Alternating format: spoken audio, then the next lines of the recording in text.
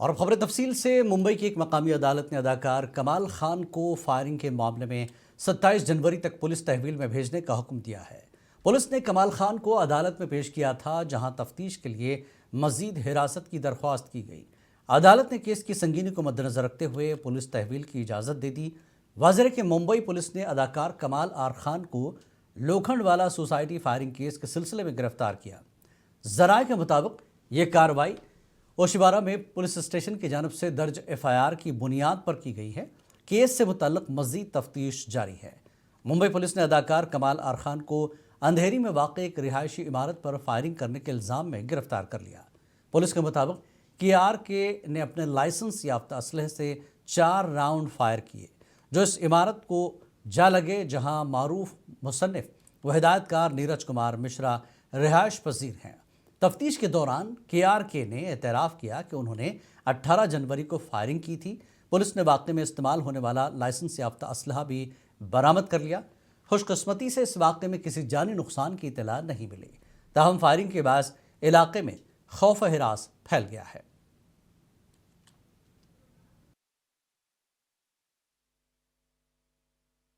देखिए, पूरा मामला ये है कि थोड़े दिन पहले, लगभग एक हफ्ता पहले, एक मिस्टर नीरज मिश्रा हैं, वो रहते हैं नालंदा बिल्डिंग में, लोखंडवाला बैक रोड पे।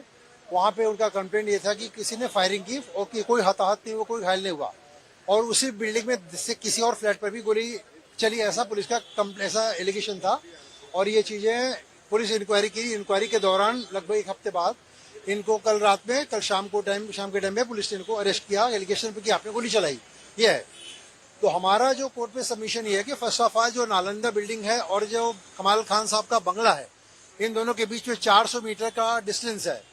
और जो पिस्टल जो पुलिस ने बरामद की इनके पास से, उनकी लाइसेंसी गन है। उस गन की क्षमता 20 मीटर से ज्यादा नहीं है, मैक्सिमम 20 मीटर में वहां पे उससे फायरिंग हो सकती है। तो पुलिस का ये मानना कि इस गन से चली और वहां तक गोली पहुंची, अपने आप में ही ये संदेहास्पद है, बल्कि असंभव है, ऐसा मैं कहूंगा मैं।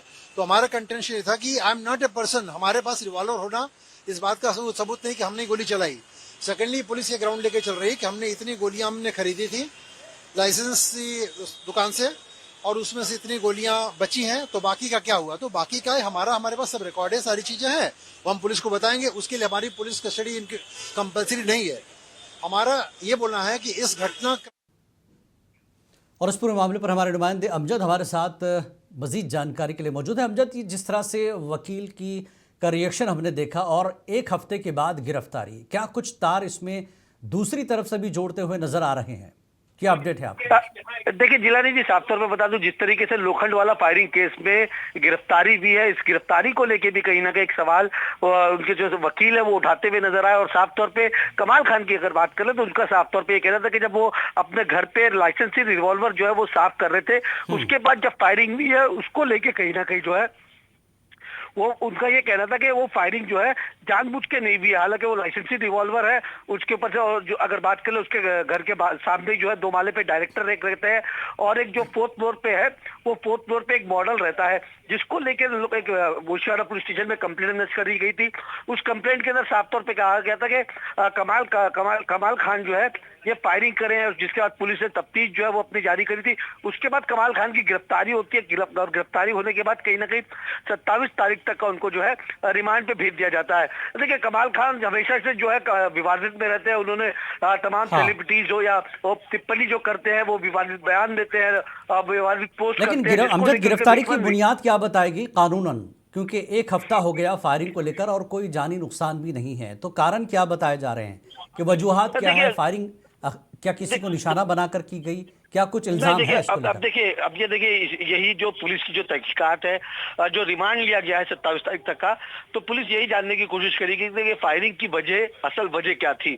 क्या इनकी कोई जाती दुश्मनी थी या वाकई में ट्रायल कर रहे थे या क्या तमाम चीजें थी, ये तो तहकीकात के बाद ही सामने निकल के आएगा। पुलिस ने जो रिमांड लिया है, रिमांड के बाद ही जब कोर्ट में प्रोड्यूस किया जाएगा, तो उसके बाद रिमांड कॉपी जब पेश की जाएगी तो उसके अंदर तमाम तफसीलात जो है वो लिखी होगी और तमाम बयानात को पूरा एनालिसिस किया जाएगा और तमाम चीजें जो है वो देखी जाएगी। जी, बहुत बहुत शुक्रिया अमजद इस पूरी जानकारी के लिए। बहरहाल वकील के मुताबिक और जिस तरह से बातें सामने आ रही है कि कमाल खान के गन से जो फायर किया गया था वो 20 मीटर और उससे आगे के डिस्टेंस को लेकर शुकूक व शुबहात पैदा हो रहे हैं, जिसकी तहकीकात अभी जारी है। आगे बढ़ते हैं अगली खबर की तरफ। नांदेड़ में सिखों के 90 गुरु तेग बहादुर जी की 350वीं शहादत की बरसी के मौके पर एक अजीमुशान तकरीब शहीदी समागम का इनकाद किया गया, जिसमें मजहबी अकीदत व एहतराम के साथ अरदास अदायगी की गई। इस मौके पर बड़ी तादाद में सिख बरादरी के अफराद, मजहबी लीडर्स और अकीदतमंद शरीक हुए। तकरीब में गुरु तेग बहादुर जी की अजीम कुर्बानियों और मजहबी आज़ादी के लिए उनके जद्दोजहद को खराज अक़ीदत पेश किया गया।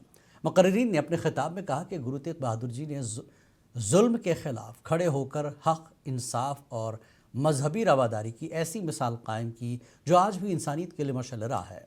तकरीब के दौरान अमन, भाईचारे और हम आहंगी के पैगाम पर जोर दिया गया, जबकि गुरु तेग बहादुर जी की तालीमात पर अमल करने की अपील भी की गई।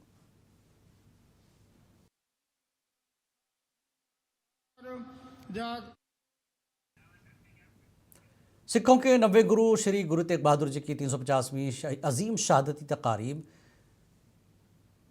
हिंद चादर के मौके पर आज नांदेड़ शहर मुकम्मल तौर पर रूहानियत और अकीदत के रंग में रंग गया।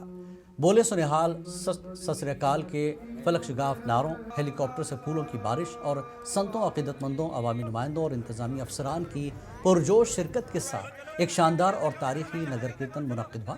ये तारीखी नगर कीर्तन की आज सुबह 8 बजे तख्त सचखंड श्री हजवर साहब से रवाना होकर इब्तिदा में गुरुद्वारा में बाकायदा दास अदा की गई। इसके बाद गुरुद्वारा गेट नंबर 1 के करीब जब श्री गुरु ग्रंथ साहब जी की पालकी पहुंची तो नांदेड़ पुलिस की जानब से बाज़ाब्ता गार्ड ऑफ ऑनर पेश किया गया। इस मौके पर गुरुद्वारा के अहाते पर हेलीकॉप्टर के जरिए की गई फूलों की बारिश मंजर को निहायत दिलकश और यादगार बना गई। जिला collector Rahul Kardile, police superintendent Avinash Kumar Nanded, Waghala municipal corporation के कमिश्नर महेश कुमार दीगर मौजूद थे।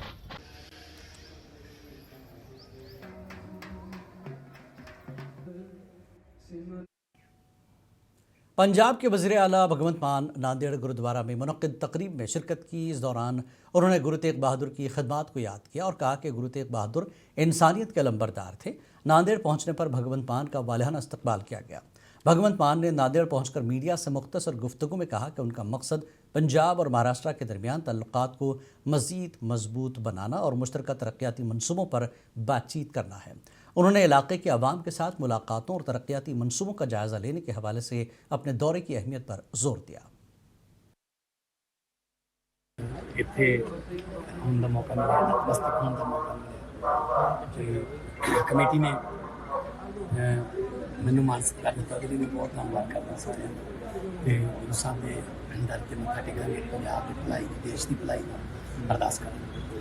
ਦੇਖੋ ਗੁਰੂ ਸਾਹਿਬ ਦੀ ਜਿਹੜੀ ਕੁਰਬਾਨੀ ਹੈ, ਲਾਸਾਨੀ ਕੁਰਬਾਨੀ, ਗੁਰੂ ਤੇਗ ਬਹਾਦਰ ਸਾਹਿਬ, ਗੁਰੂ ਗੋਬਿੰਦ ਸਿੰਘ ਜੀ ਮਹਾਰਾਜ ਦੀ ਪੂਰਾ ਸਰਬੰਸ ਵਾਰਿਆ।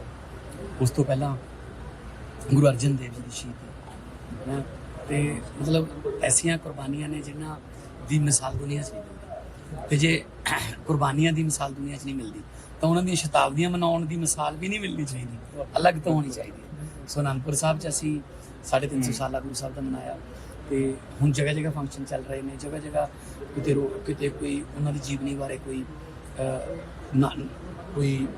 ਪਲੇ ਹੋ ਰਹੇ ਨੇ, ਕਿਤੇ ਸਾਊਂਡ ਸ਼ੋਅ ਹੋ ਰਹੇ ਨੇ, ਕੋਈ ਜਿਵੇਂ ਵੀ ਅਸੀਂ ਦੱਸ ਸਕੀਏ ਗੁਰੂ ਸਾਹਿਬ